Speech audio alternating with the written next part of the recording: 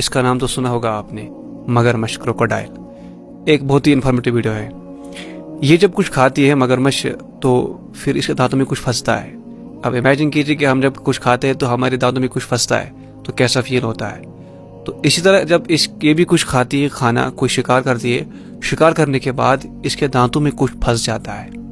اب اس کو وہ باہر نکالنا ہوتا ہے. وہ کیسے باہر نکالے گی؟ ہاتھ تو نہیں ہے اس کے پاس. اب یہ کیا کرتی ہے؟ اب یہ پانی سے باہر نکلتی ہے، اور باہر جب نکلتی ہے مطلب کنارے پر کھڑا ہوتی ہے تو یہ اپنا منہ کھول کے رکھتی ہے. اب دیکھیں نا، مطلب یہ جب باہر آتی ہے تو منہ کھول کے رکھتی ہے. اب اسے کیسے پتہ ہے کہ مجھے یہ کیسے باہر نکلے گا؟ دیکھیے اللہ کی قدرت. ایک جانور اللہ تعالیٰ نے پیدا کیا ہے جس کا نام ہے پلاور.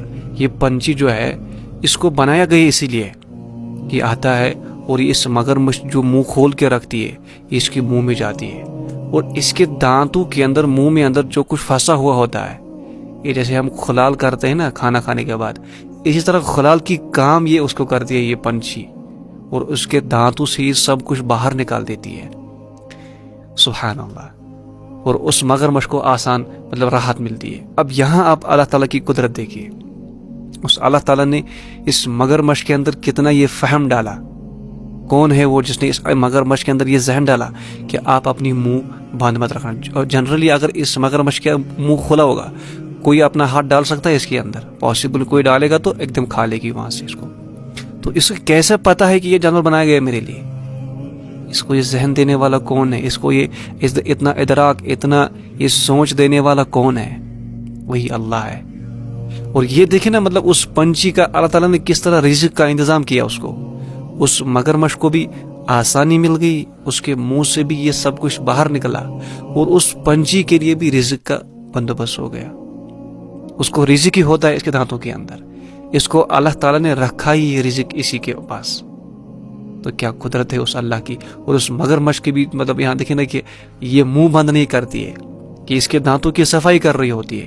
لیکن قدرت دیکھیے اللہ کی قدرت، دیکھیے اس رب کی نیچر، دیکھیے کیا ہے کہ اللہ تعالیٰ کی مرضی. دیکھیے یہ مگرمچھ اپنا منہ بند نہیں کرتی ہے.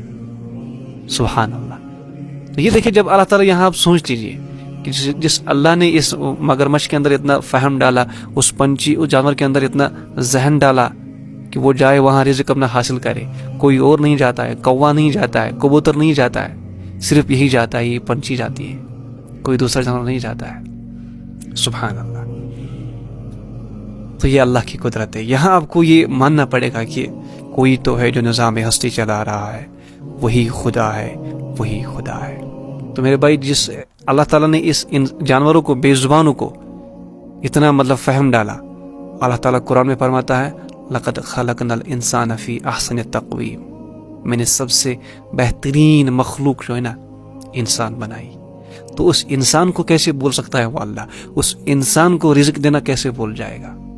اپنے رب پر توکل کیجئے، اور رب آپ کے لیے بہت ایسے راستے نکال دیتا ہے نا کہ آپ کو وہم گمان بھی نہیں ہوتا ہے. آپ بس اس رب پر بھروسہ کریں، توکل کرے، یقین کرے. وہ رب جو جہان، سارے جہان کا رب، سب کو کھلانے والا پلانے والا رب ہے، وہ ضرور میرے حال سے بھی واقف ہے. السلام.